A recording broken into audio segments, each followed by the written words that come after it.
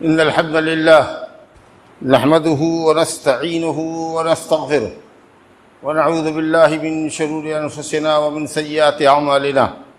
من يهده الله فلا مضل له ومن يضلل فلا هادي له، وأشهد أن لا إله إلا الله وحده لا شريك له، وأشهد أن محمدًا عبده ورسوله صلى الله عليه وعلى آله وصحبه وسلم تسليما كثيرا. يا أيها الذين آمنوا اتقوا الله حق تقاته ولا تموتن إلا وأنتم مسلمون.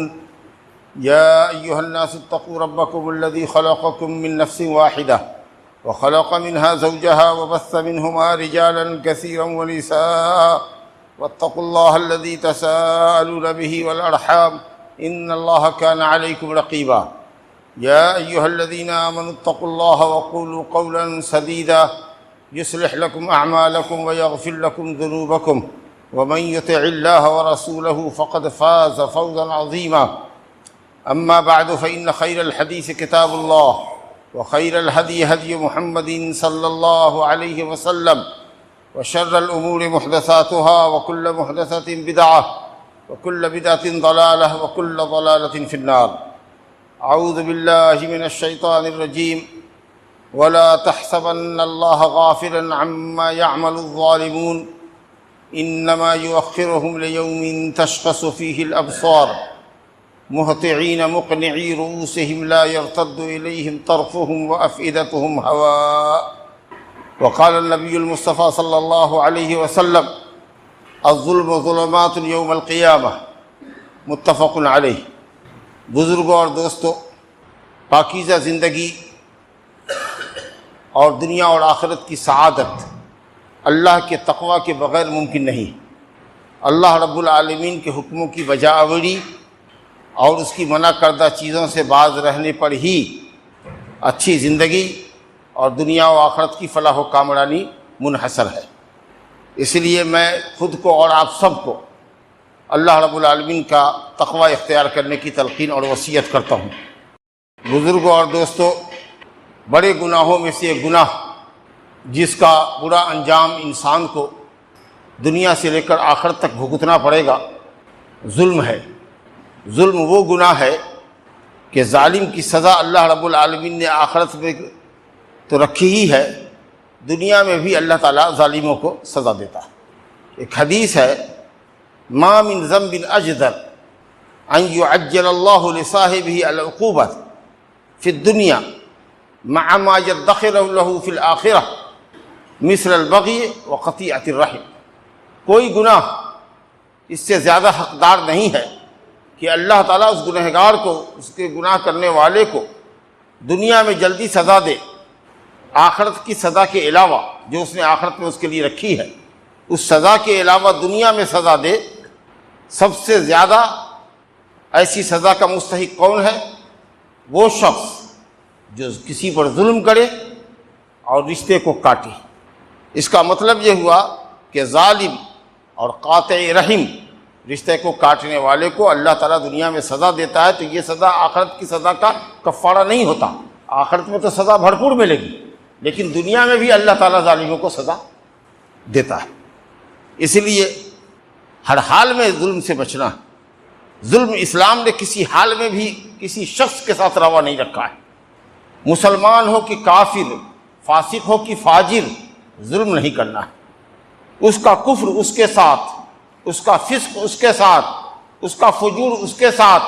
لیکن آپ اگر ظالم ہیں اور وہ مظلوم بد دعا کرے گا تو ہر چند کہ وہ کافر ہے، فاجر ہے، فاسق ہے، لیکن اس مظلوم کی بد دعا اللہ تک پہنچے گی اور ظالم کو کیفر کردار تک پہنچائے گی. اللہ رب العالمین نے اپنے اوپر ظلم کو حرام کر رکھا ہے.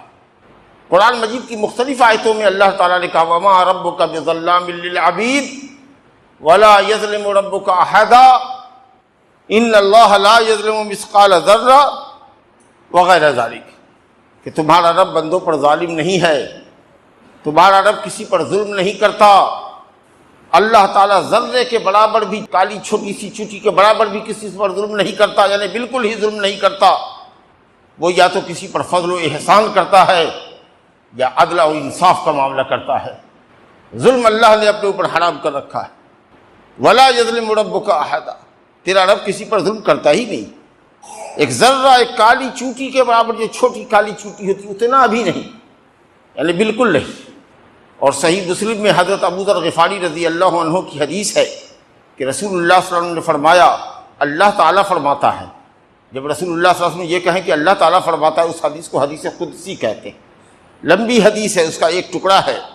اللہ فرماتا ہے، یا عبادی انی حرمت الظلم علی نفسی وجعلتہ بینکم محرما فلا تظالموا، اے میرے بندو، میں نے اپنے نفس پر ظلم کو حرام کر رکھا ہے، اور میں نے اس ظلم کو تمہارے اوپر بھی حرام کر رکھا ہے، تم میں کا کوئی کسی پر ظلم نہ کرے، فلا تظالموا۔ میرے بزرگوں، دوستو، ظلم کی 3 قسمیں ہیں۔ سب سے بڑا ظلم یہ ہے کہ انسان اللہ کے ساتھ ظلم کرے، یعنی اللہ تعالیٰ کی بندگی میں دوسرے کو شریک ٹھہرائے، یہ سب سے بڑا ظلم ہے۔ شرک اور کفر سب سے بڑا ظلم ہے جو انسان اللہ کے ساتھ کرتا ہے۔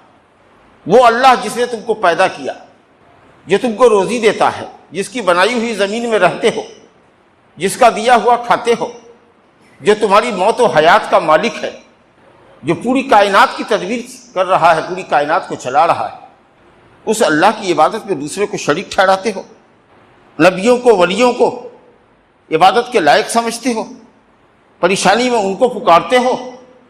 قسم اللہ کی، اس سے بڑا کوئی ظلم نہیں ہے جو بندہ اپنے رب کے ساتھ کرتا ہے۔ ایسا آدمی امن اور ہدایت سے محروم ہے۔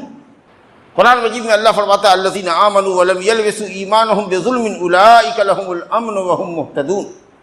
جو لوگ اللہ پر ایمان لائے اور ایمان لانے کے بعد ظلم کا ارتکاب نہیں کیا، تو ایسے ہی لوگوں کے لیے امن اور ہدایت ہے۔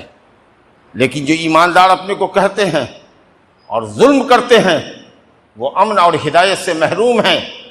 جب یہ آیت اتری، حضرت عبداللہ بن مسعود رضی اللہ عنہ کی حدیث ہے بخاری مسلم میں، کہ جب یہ آیت اتری تو صحابہ کرام پر بہت شاق گزری۔ انہوں نے کہا، یا اللہ، بھلا ہم میں کا کون ہے جس نے اپنے نفس پر ظلم نہ کیا ہو، گناہ نہ کیا ہو؟ تو کیا اس کا مطلب یہ کہ ہم امن اور ہدایت سے محروم کر دیے گئے؟ نبی صلی اللہ علیہ وسلم کی خدمت میں آئے اور اپنی بے چینی کا اظہار کیا، تو نبی کریم صلی اللہ علیہ وسلم نے فرمایا، بات وہ نہیں ہے جو تم سمجھتے ہو، بات وہ ہے جو اللہ نے کہا ہے۔ حضرت لقمان کی زبان پر بیٹے کو نصیحت کرتے ہوئے فرمایا، ان الشرک لظلم عظیم یا بنی لا تشرک باللہ، اے میرے پیارے بیٹے، اللہ کے ساتھ کسی کو شریک نہ کرو، کیونکہ شرک البتہ بہت بڑا ظلم ہے۔ تب جا کر کے صحابہ کی جان میں جان آئی کہ ایمان لانے کے بعد شرک نہیں، کیونکہ شرک اور ایمان ایک دوسرے کی ضد ہے۔ جو مومن ہوگا وہ مشرک نہیں ہوگا، جو مشرک ہوگا وہ مومن نہیں ہوگا۔ بہت سارے لوگ جو ایمان کا دعویٰ کرتے ہیں، حقیقت میں وہ مشرک ہیں۔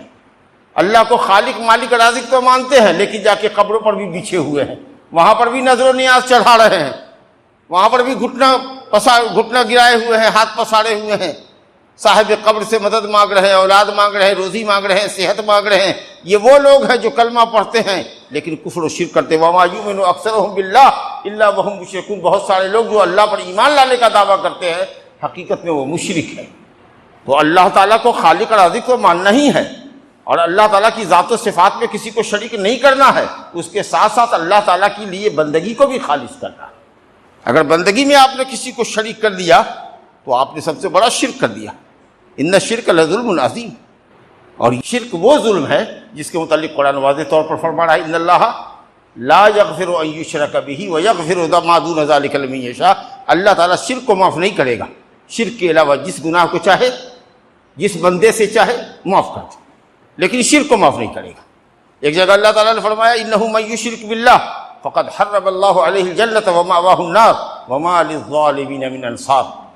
جو کوئی اللہ کے ساتھ کسی کو شریک ٹھہرائے گا، فقد حرم اللہ علیہ الجنہ، اللہ نے اس پر جنت حرام کر دی، ومأواہ النار، اور اس کا دائمی ٹھکانہ جہنم ہے، وما للظالمین من انصار، اور ایسے ظالموں کا کوئی مددگار بھی نہیں ہوگا، کوئی سفارشی بھی نہیں ہوگا۔ آپ کسی کی سفارش مشرک کے حق میں قبول بھی نہیں کی جائے گی، چاہے وہ مشرک مسلمان کا مشرک ہو یا مسلمان کے علاوہ دوسری قوم کا مشرک ہو، مشرک کے حق میں کوئی سفارش ہی نہیں ہوگی، کوئی مدد ہی نہیں ہوگی۔ تو ہر حال میں شرک سے بچنا ہے، کیونکہ اس کے بغیر کوئی نیکی آپ کی قبول ہی نہیں ہوگی۔ شرک سے اگر جب تک نہیں بچیں گے آپ، شرک سے جب تک نہیں بچیں گے، آپ کی زندگی میں اگر شرک ہے تو کوئی عبادت آپ کی قبول نہیں۔ عبادت کی قبولیت کے لیے بنیادی شرط ہے کہ آپ کا عقیدہ صحیح ہو، موحد ہوں آپ، اللہ تعالیٰ کو اس کے رب ہونے میں، اللہ تعالیٰ کو اس کے ذات میں، اس کی صفات میں، اور اللہ تعالیٰ کو اس کے معبود حقیقی ہونے میں کسی کو شریک نہ ٹھہرائے۔ ظلم کی دوسری قسم کیا ہے کہ آدمی شرک کے علاوہ گناہ اپنے اوپر کرے، شرک کے علاوہ گناہ کا ارتکاب کرے، اللہ کے واجبات کو چھوڑے۔ جیسے ہم لوگ چھوڑ دیتے ہیں نماز، جی میں آیا تو پڑھا، کبھی ایک وقت دو وقت پڑھا، بعض وقت چھوڑ دیا۔ اسلام میں کلمہ توحید لا الہ الا اللہ اور کلمہ رسالت محمد رسول اللہ پڑھنے کے بعد جب آدمی مسلمان ہوتا ہے تو سب سے پہلا فرض جو اس کے اوپر واجب ہوتا ہے وہ 5 وقت کی نماز ہے۔ اس کی پابندی ہر حال میں لازم ہے، چاہے آپ گاؤں میں ہو کہ گاؤں سے باہر ہو، حضر میں ہو کہ سفر میں ہو، صحت میں ہو کہ بیماری میں ہو۔ کھڑے نہیں ہو سکتے بیٹھ کے پڑھو، بیٹھ کے نہیں پڑھ سکتے کروٹ لیٹ کے پڑھو، کروٹ بھی نہیں ہو سکتے دائیں بائیں تو چت لیٹ جاؤ، سر کو رکھو پورب، پیر کو رکھو پچھم، اور سر کے اشارے سے رکوع اور سجدہ کرو۔ لیکن نماز جب تک عقل و ہوش باقی ہے کبھی معاف نہیں، اور اس سے ہم لوگ غافل ہیں، اور دوسری عبادتوں کا کیا ذکر کرے آپ سے۔ اسی طریقہ سے گناہوں کا ارتکاب کر رہے ہیں جن گناہوں کو اللہ نے حرام کیا ہے۔ کوئی رشوت لے رہا ہے، ہم میں کا کوئی آفیسر اگر ہے تو رشوت لے رہا ہے، ہم میں کا کوئی مکھیا سرپنچ ہے تو پنچایت کے لیے فیصلہ کرنے کے لیے رشوت مانگ رہا ہے، گورنمنٹ کی اسکیم دینے کے لیے آپ سے رشوت مانگ رہا ہے، اس میں کمیشن خوری کر رہا ہے۔ یہ بتائیے کتنے مسلمان ہیں جو سودی کاروبار کر رہے ہیں، بینک میں روپیہ فکس ڈپوزٹ کر دیا ہے 10 سال کے لیے 20 سال کے لیے کہ 1 لاکھ 2 لاکھ بن جائے، 2 لاکھ 4 لاکھ بن جائے۔ یہ کتنا بڑا گناہ ہے، اللہ اور اس کے رسول سے جنگ کرنا ہے۔ کوئی تاڑی دارو شراب پیتا ہے، کوئی زنا کاری کرتا ہے، حد تو حد یہ ہے کہ بیوی والا ہو کر کے بدکاری کرتا ہے۔ تو اس طریقہ سے واجبات کو ترک کرنا اور حرام کا ارتکاب کرنا شرک کے علاوہ یہ دوسرا جرم ہے۔ اب اس جرم کو اللہ چاہے تو قیامت کے دن معاف کر دے، یا چاہے تو دھڑے پکڑے گناہ کی سزا دے، یہ اس کی مرضی میں، لیکن شرک کو کبھی معاف نہیں کرے گا جو نمبر 1 ظلم ہے۔ دوسرا ظلم یہ ہوا کہ شرک کے علاوہ بڑے گناہ کرنا، واجبات کو ترک کرنا، حرام کا ارتکاب کرنا، یہ ظلم ہے۔ حضرت بابا آدم علیہ السلام نے، اماں حوا نے اللہ کے حکم کی مخالفت کرتے ہوئے شیطان کے بہکاوے میں آ کر اس درخت کا پھل کھا لیا جس درخت کے قریب جانے سے اللہ نے منع کیا تھا۔ جنتی لباس اتر گئے، جنت سے نکال دیے گئے، زمین پر روانہ کر دیے گئے، اتار دیے گئے۔ تو اللہ تعالیٰ نے کہا کہ اگر اپنی توبہ چاہتے ہو تو اللہ سے توبہ کرو، ربنا ظلمنا انفسنا وان لم تغفر لنا وترحمنا لنکونن من الخاسرین، اے رب ہمارے، ہم نے اپنے نفس پر ظلم کیا، تیرے حکم کی مخالفت کی، اگر تو نے ہم پر رحم نہ کیا اور ہم کو نہ بخشا تو میں بڑا گھاٹے میں رہ جاؤں گا، میں بڑے گھاٹے میں پڑ جاؤں گا۔ تو گناہ کرنا، اللہ کے حکم کی خلاف ورزی کرنا، اپنے نفس پر ظلم کرنا۔ آپ گناہ کر کے کسی اور کا نہیں بگاڑ رہے ہیں، اپنا بگاڑ رہے ہیں، اپنی عاقبت کو خراب کر رہے ہیں، اپنی دنیا کو برباد کر رہے ہیں۔ اور ظلم کی ایک قسم ہوتی ہے وہ جو بندے بندوں پر ظلم کرتے ہیں، اللہ، یہ ظلم العباد ہے، حق العباد کی حق تلفی کرتے ہیں۔ طاقتور کمزور کو ستا رہا ہے، دھن دولت والا، پیسے والا، اقتدار والا اپنے سے کمتر کو ستا رہا ہے، کوئی یتیم کا مال ہڑپ رہا ہے، مسکین کا مال ہڑپ رہا ہے، کوئی دیکھنے والا نہیں ہے، اس کا کوئی ناصر و مددگار نہیں ہے، کوئی اس کی پشت پناہی کرنے والا نہیں ہے، تو تم اس کو کمزور سمجھ کر کے اس کا مال ہڑپتے ہو۔ اللہ کا یہ حکم یاد نہیں ہے، ان الذین یاکلون اموال الیتامی ظلما انما یاکلون فی بطونہم نارا وسیصلون سعیرا۔ جو لوگ یتیموں کا مال کھاتے ہیں، ہڑپتے ہیں یتیموں کا مال، وہ در حقیقت اپنے پیٹ میں جہنم کی آگ بھرتے ہیں۔ تم نہیں جانتے کہ اس کا مددگار سوائے اللہ کے کوئی نہیں ہے۔ اگر طاقتور کے ساتھ ظلم کرو گے تو ہو سکتا ہے کہ وہ ظلم کا بدلہ تم سے لے لے، لیکن وہ بیچارہ مسکین ہے، اس کا کوئی تو بدلہ نہیں لینے والا ہے تم سے، اس کا بدلہ کون لے گا؟ اللہ۔ حضرت معاویہ کہتے تھے رضی اللہ عنہ کہ اللہ ایسا کبھی ظلم ہم کسی کے ساتھ نہ کریں جس کا مددگار سوائے اللہ کے کوئی نہ ہو، کیونکہ جب اللہ بدلہ لے گا ظالم سے تو کتنا سخت بدلہ لے گا۔ اگر آپ طاقتور ہیں، قدرت والے ہیں، ایک تھپڑ آپ کو مار دیا بے قصور تو آپ بھی ایک تھپڑ مار دیجیے گا، لیکن کسی کمزور کو، یتیم کو، کسی مسکین کو اگر طاقتور پیسے والا آدمی، روب والا آدمی 2 تھپڑ مارے گا وہ کچھ نہ بولے گا، اپنا ایسا منہ بنا کر کے چلا جائے گا، کیونکہ وہ بدلہ لینے پر قادر نہیں ہے۔ اس کا مددگار کون ہوگا؟ اللہ۔ حضرت معاویہ کہتے تھے اللہ مجھ سے کبھی ایسا ظلم نہ ہو کسی کے ساتھ جس کا مددگار سوائے اللہ کے کوئی نہ ہو۔ تو جب اللہ اس کی مدد میں آئے گا اور ہم سے ہمارے ظلم کا حساب لے گا تو کتنا بڑا چکھائے گا ہم کو۔ ظلم سے گھر خراب ہوتا ہے، بیٹوں کے ساتھ ظلم کیجیے گا، ایک بیٹے کے ساتھ خوب مراعات ہوگی، خوب رعایت دیجیے گا ایک بیٹے کو، ایک بیٹے کے ساتھ ظلم کیجیے گا، ایک کو دیجیے گا چڑو کا، دوسرے کو نہیں دیجیے گا، بغاوت ہو جائے گی گھر میں۔ گاؤں میں ظلم کیجیے گا، کسی کا گھر بنوا دیجیے گا، کسی کا محتاج کا گھر نہیں بنوائیے گا، گاؤں میں فساد ہو جائے گا، ملک میں فساد ہو جائے گا۔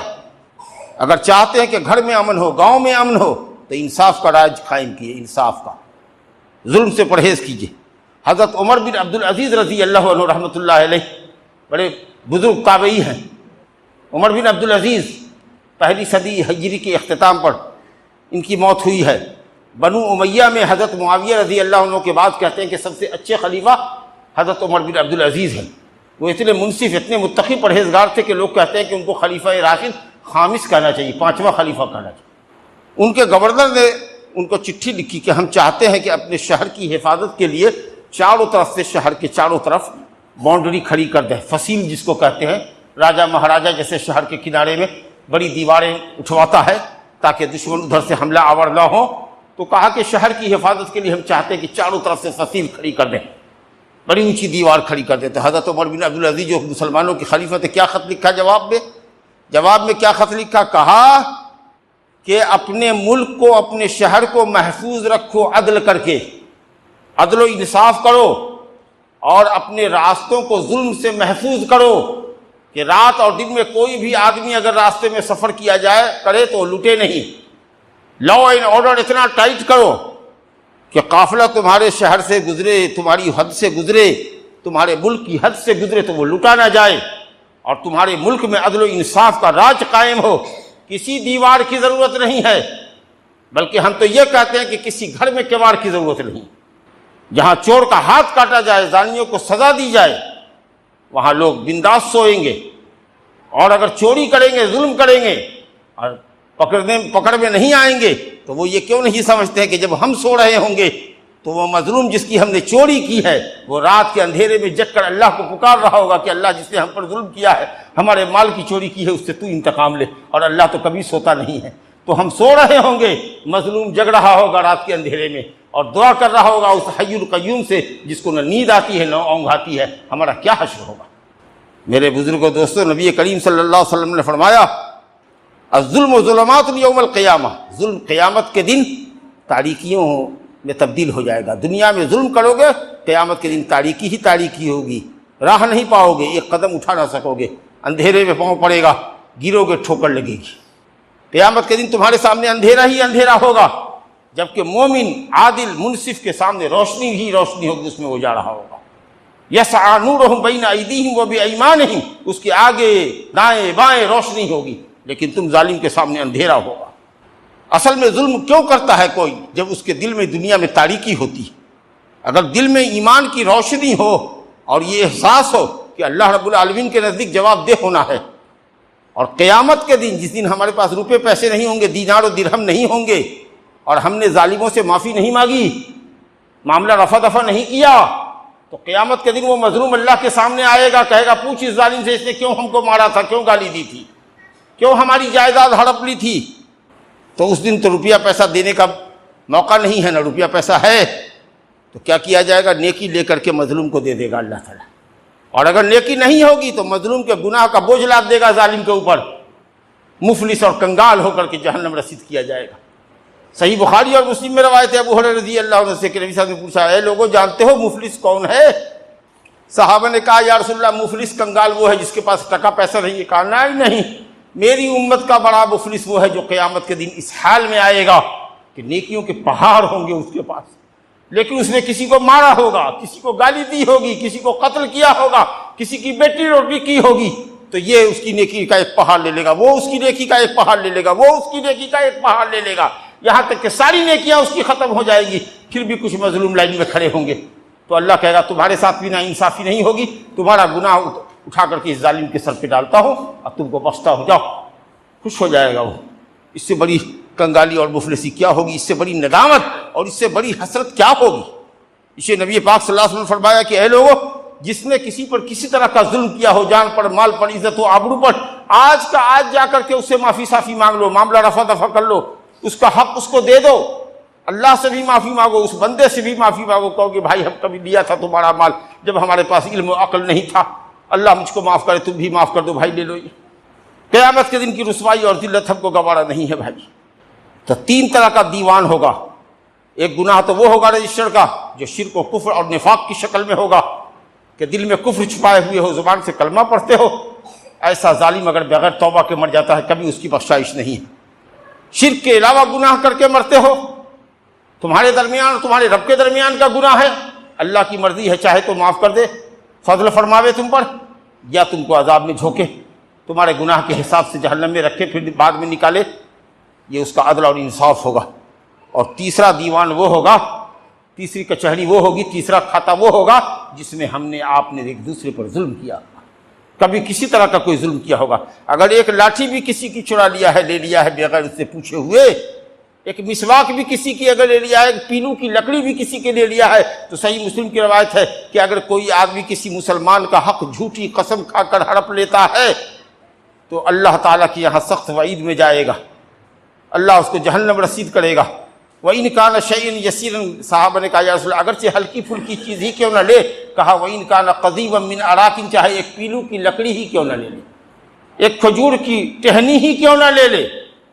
جھوٹی جھوٹی قسمیں کھا کر کے لوگ جائیداد ہڑپ لیتے ہیں، جھوٹے کاغذات بنوا لیتے ہیں بلاک سے، جھوٹی گواہیاں کھڑی کر لیتے ہیں اور عدالت سے جا کے فیصلہ لے لیتے ہیں۔ جب جانتے ہو کہ تم جھوٹے ہو اور وہ مال جس پر تمہارا حق ثابت کر رہے ہو اپنا، وہ حق تمہارا نہیں ہے، جھوٹی گواہیوں کے بل بوتے پر تم نے لیا ہے، تو قاضی کا کوئی فیصلہ اس کو حلال نہیں کرے گا تمہارے حق میں، وہ حرام ہے تو حرام ہے۔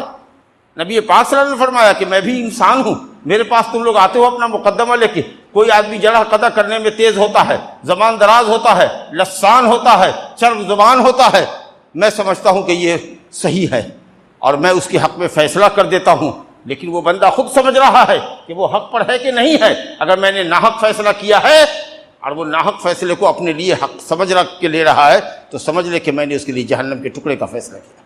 حالانکہ اللہ تعالیٰ قادر تھا کہ اپنے نبی کو بتا دیتا کہ یہ جھوٹا ہے، وہی اتر جاتی، لیکن بعد والے کے لیے کیا رولنگ رہ جاتی، بعد کے ججوں کے لیے کیا رولنگ رہ جاتی، اس لیے اللہ تعالیٰ نے اپنے نبی کو بھی نہیں خبر کیا کہ سچا ہے کہ جھوٹا۔ اس کا مطلب یہ کہ فیصلہ قاضی اور جج ایویڈنس کے اوپر کرتا ہے، جیسا ایویڈنس لاؤ گے، جیسا گواہ لاؤ گے، اس کے حساب سے فیصلہ کر دے گی۔ اب اگر تم نے جھوٹے کو سچا بنا کر پیش کیا ہے، جعلی کاغذ کو صحیح مہر لگوا کر بنا پیش کیا ہے، تو ظاہر ہے کہ جج اس کے مطابق فیصلہ کرے گا۔ لیکن کیا حق ہے اور کیا ناحق ہے، اس کو ہر آدمی دوسرے کے مقابلے میں خود زیادہ جانتا ہے کہ یہ زمین ہماری ہے کہ نہیں اور کہاں تک ہے اور ہم کہاں سے دعویٰ کر رہے ہیں۔ تو کس قدر لوگوں پر لوگ ظلم کر رہے ہیں، یتیموں کا مال کھا رہے ہیں، زمین ہڑپ رہے ہیں۔ اللہ اکبر۔ من ظلم، حدیث ہے، حضرت عائشہ رضی اللہ عنہ نے اپنے بھتیجے کو کہی، ابو سلمہ بن عبد الرحمن کو، کہ بیٹا بھتیجا زمین کے معاملے میں کسی سے لڑنا نہیں، اگر دعویٰ کرے کہ ہمارا یہاں تک ہے تو دے دو گے، تم دوسرے کی نہ لوگے، کیونکہ میں نے نبی صلی اللہ علیہ وسلم سے سنا ہے کہ اگر کسی نے من ظلم قید شبر من الارض، ایک بالش زمین کے برابر اگر کسی نے کسی کی کاٹ لی، ہڑپ لی، ایک بالش سے مراد کم سے کم حصہ، تو طوقہ یوم القیامت من 7 اراضین، تو 7 زمین جتنا بھر قبضہ کیا ہے اتنا زمین 7 طبق نیچے اللہ تعالیٰ اس کے گلے کا توق بنا دے گا۔ کیا مطلب؟ زمین کو کہے گا کہ اس کو لے کے دھس جا، پوری زمین اس کے گلے میں توق لگ جائے گی، ایک سوراخ سرنگ بنتی چلی جائے گی، وہ چلا جائے گا 7 طبق نیچے اور 7 طبق زمین اس کے گلے کا توق بن جائے گی۔ یا کہا جائے گا کہ 7 طبق زمین کا بوجھ جتنا بھر لیے ہو جائے فٹ، اتنا ہی فٹ 7 طبق اس کی گردن پہ لا دو۔ اور ظاہر ہے کہ جو آدمی دومن کا وزن نہیں اٹھا سکتا ہے، وہ اتنا دور تک جتنا دور تم نے دوسرے کا قبضہ کیا ہے 7 طبق زمین کا بوجھ گردن پہ لادا جائے تب کیسے برداشت۔ اس لیے اماں عائشہ اپنے بھتیجوں کو نصیحت کرتی تھی کہ بیٹا کسی کا ایک بتہ نہ آوے، اگر کوئی تمہارے ایک بالش کے اوپر دعویٰ کرے دے دو کہ قیامت کے دن تم سمجھو گے دنیا میں لے رہے تو، لیکن تم کسی کا نہ لو۔ اگر یہ مزاج ہر کسی کے سامنے رہے، کہتے ہو کہ یہاں سے ہمارا ہے، دیکھ لو ہم کہہ رہے ہیں یہاں سے ہے، لیکن تمہارا دعویٰ اگر یہاں سے ہے اور تم سمجھتے ہو کہ واقعی ہے، تو اللہ کے نزدیک جواب دہی کا احساس کرتے ہوئے تم لے لو، یہیں سے لے لو، یہیں سے لے لو بھیا، جہاں سے کہتے ہو وہیں سے لے لو۔ یہ مزاج رکھیے اور اس کو کہو کہ اللہ کے یہاں سمجھو گے، جب 7 طبق زمین گلے کا توق بنایا جائے گا ہل جائے گا انسان۔ اللہ کا خوف نہیں ہے آپ کو؟ جس کو چاہا بے قصور طاقتور نے مار دیا، گالی دے دی، عزت و آبرو لوٹ لی اس کی۔ ظلم کی ایک دوسری قسم ہے، بچے اپنے ماں باپ پر ظلم کر رہے ہیں. بوڑھا باپ گھر میں ہے، بیوی کو لے کر کے عیش موج کی زندگی دلی میں گزار رہا ہے. بوڑھے باپ کو اکیلا چھوڑ گیا یہاں، اس کی خدمت کے لیے کسی کو نہیں رکھا، نہ لے کے گیا، نہ بیوی کو چھوڑ کے گیا، نہ اس کے لیے کوئی خدمت گار متعین کیا. بوڑھے باپ کو، ماں کو روتا ہوا چھوڑ کر کے بچہ سب باہر ہے.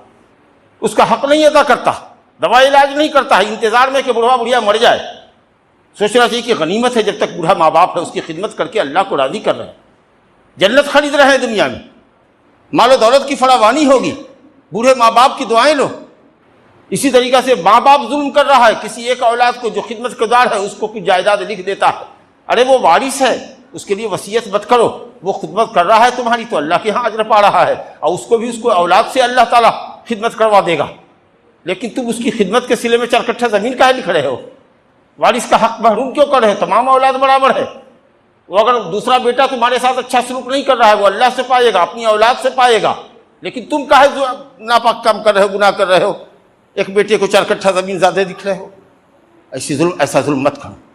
میاں بیوی پر ظلم کر رہا ہے. ہم میں کہ کتنے لوگ ہیں بوڑھے ہو گئے، مردے کے کاغار پر ہیں، بیوی کا ابھی تک حق کے مہر نہیں ادا کیا ہوگا. مر جائے گا، اس کو احساس نہیں ہے کہ ہماری بیوی کا مہر ہے، ہم پر واجب اس کو دیں. نان نفقہ صحیح سے نہیں دیتا ہے، کھانا خرچہ کم دیتا ہے. پیسہ کماتا ہے دلی بمبے میں، 500 روپیہ بھیج دیتا ہے، 800 روپیہ بھیج دیتا ہے، باقی سب اڑا دیتا ہے وہاں جائز ناجائز کام میں. تمہارے 4 بچے تمہاری بیوی 500 اور 800 میں اس زمانے میں کھائیں گے؟ کیوں نہیں محنت کرتے ہو؟ اتنا پیسہ دو جس میں اس کی ضرورت پوری ہو، جائز ضرورت. یہ ظلم نہیں ہے؟ بیوی کو سسرال میں بیٹھائے ہوئے ہو کہ ہمارے مطالبات پورے نہیں ہوئے، جیسے لگتا ہے تمہارے باپ کی کمائی تمہارے سسرال والوں نے ہڑپ رکھی. جی، بستر پر تعلقات قائم نہیں کرتے ہو، گندی گندی گالیاں دیتے ہو، بال پکڑ کے گھر سے باہر کرتے ہو، مار پیٹ کرتے ہو، اس کو ذلیل کرتے ہو جیسے کوئی لونڈی کے ساتھ کرتا تھا. وہ ظلم تم اپنی بیوی کے ساتھ روا رکھتے ہو جو تمہاری شریک حیات ہے. کیا کیا ظلم کی قسمیں آپ کو بتاویں. گھر سے لے کر کے باہر تک ظلم ہی ظلم ہے. عدالتوں میں جو جج بیٹھے ہوئے ہیں وہ تک بک جاتے ہیں رشوت لے کر اور غلط فیصلہ کرتے ہیں، سفید جھوٹ بولتے ہیں. حق بالکل روز روشن کی طرح واضح ہوتا ہے، اس کے باوجود بھی ظالم کے حق میں فیصلہ سنایا جاتا ہے. یہ بگاڑ اسی لیے ہے، سارے فساد کی اور سارے شر کی جڑ ظلم ہے. اس لیے انصاف کا راج قائم کرو. یہ اللہ کی زمین قائم ہے انصاف کے اوپر. جس دن دنیا ظلم سے بھر جائے گی اس دن دیکھو کہ قیامت قائم ہو جائے گی. لوگوں، اگر کسی کے ساتھ ظلم کر لو، ناانصافی کر دو، گالی دے بیٹھو، مار بیٹھو، کسی کی کوئی چیز ہڑپ کرو، فوراً دے دو، واپس کر دو، واپس کر دو، معافی مانگ لو. میں خطبے کا ٹائم ختم ہو رہا ہے. بھائی واقعہ آپ کو سناتا ہوں، علماء نے کتابوں میں لکھا ہے. علامہ شمس الدین ذہبی شیخ الاسلام ابن تیمیہ کی شاگرد ہے. وہ اپنی کتاب الکبائر میں بڑے گناہوں کی ایک کتاب انہوں نے لکھی، اس میں واقعہ کو لکھا ہے. اور علامہ حیثمی محدث نے عبرتیات، کوئی ایسی کتاب ہے ان کی العبرہ، اس کے اندر لکھا ہے. ایک آدمی تھا، ظاہر ہے کہ دبنگ آدمی رہا ہوگا. مثال کے طور پر سمجھ لیجیے کہ پولیس رہا ہو، داروغہ رہا ہو، آفیسر رہا ہو. کہیں سے گزر رہا تھا، دیکھا کہ ایک آدمی مسکین کمزور ہے. اس نے ندی سے یا نہر سے کوئی بڑی مچھلی کا شکار کیا. تو شکار جب کیا تو اس آدمی نے کہا کہ بھائی یہ مچھلی ہم کو دے دو. تو کہا کہ نہیں، یہ میں اپنے بال بچوں کی خوراک کے لیے گھر لے جاؤں گا، میں اس کو نہیں بیچوں گا. اس نے کہا دیتا ہے کہ نہیں دیتا؟ کہا نا. ارے قیمت لے کے دو. کہا نہیں صاحب، اپنے بیوی بال بچے کے لیے لے گی. اس نے زبردستی اس سے وہ مچھلی چھین لی. آگے گیا، مچھلی زندہ تھی اس کے ہاتھ میں. مچھلی نے اس کے انگوٹھے کو پکڑ کے دبا دیا، کس کے کاٹا. اتنا کاٹا کہ وہ درد سے بے چین ہو گیا. گھر میں جا کر کے اس نے بیوی کے پاس مچھلی ڈالی، کہا پکاؤ کھاؤ. بڑی مچھلی تھی، لیکن وہ خود درد و الم سے اتنا کراہتا رہا کہ اس کو وہ مچھلی نصیب رات میں نہیں ہوئی. بہت بے چین رہا، پورا ہاتھ اس کا پھول گیا. صبح گیا ڈاکٹر کے پاس. اس نے جب اس کو چیک کیا تو کہا کہ آپ کا انگوٹھا کاٹنا پڑے گا. یہ پورے کے اندر پورے جراثیم بھر گئے، کینسر ہو گیا آپ کو، کینسر والا گھاؤ ہو گیا. پورا انگلی کاٹے گا نہیں تو ہاتھ آگے بڑھ جائے گا. کہا ٹھیک ہے کاٹ لو. جب کٹوایا تو پھر ہاتھ میں درد آگے بڑھا یہاں تک کہ ڈاکٹر نے فیصلہ کیا کہ یہاں سے ہاتھ کاٹ. جب اس کا ہاتھ کٹ گیا تو کسی عقل مند آدمی نے، جس کو اللہ نے نور بصیرت عطا فرمایا تھا، کہا کہ میاں کیا ہوا آپ کا، یہ ہاتھ کہاں گیا؟ کہا ارے بھائی کیا کرے، ایسا قصہ ہوا. میں نے کسی کی مچھلی زبردستی لے لی، مچھلی نے یہاں انگوٹھے میں کاٹا اور اس کی وجہ سے بار بار درد آگے بڑھ رہا ہے اور عزم بیکار ہو رہا ہے.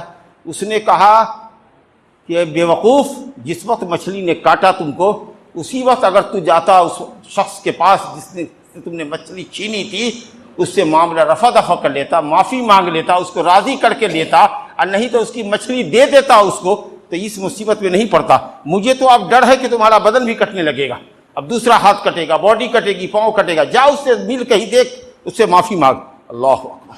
گھومتا گھومتا شہر کی خاک چھانتا رہا یہاں تک کہ ایک دن وہ شخص اس کو مل گیا۔ جب ملا تو اس کے قدموں میں وہ پڑ گیا، دونوں پاؤں کو اس کا چھان لیا، اس نے پکڑ لیا، کہا اللہ کے لیے مجھ کو معاف کر دو۔